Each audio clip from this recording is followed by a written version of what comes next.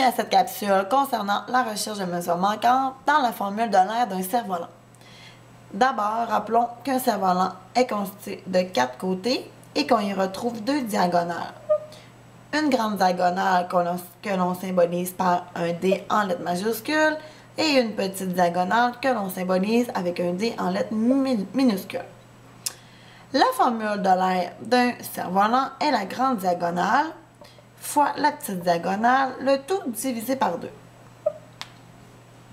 Imaginons un problème dans lequel on nous donnerait l'aire du cerf-volant, soit 18 décimètres carrés.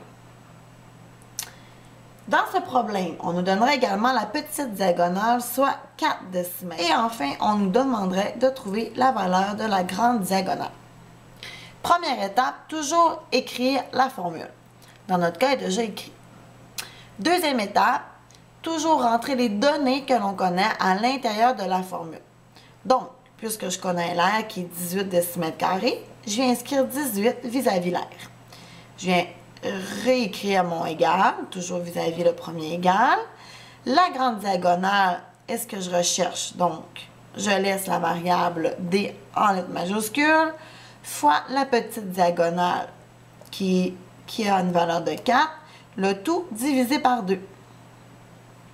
Donc, puisque je me retrouve avec un numérateur et un dénominateur, je vais commencer par enlever mon dénominateur. Puisque c'est une division par 2, je vais utiliser l'opération inverse de la division qui est le fois.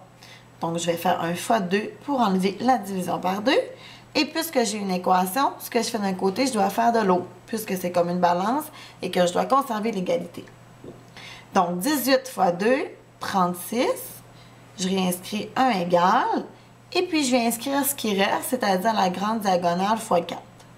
Puisque l'objectif est d'isoler mon grand D et de trouver sa valeur, je dois maintenant éliminer mon fois 4. Et pour ça, je dois utiliser l'opération inverse du fois qui est la division. Pour enlever un fois 4, je vais faire une division par 4, ce qui va annuler mon fois 4. Et ce que je fais d'un côté, je dois faire de l'autre. Ce qui va faire 36 divisé par 4, 9. 9 qui sera égal à la valeur de ma grande diagonale. Encore une fois, dans ma démarche, je n'ai pas mis les unités. Parce que je trouve que trop souvent, ça nous met une difficulté de plus. Donc, par contre, dans ma réponse, je viens inscrire l'unité qui serait ici 9 décimètres pour ce qui est de la valeur de ma grande diagonale.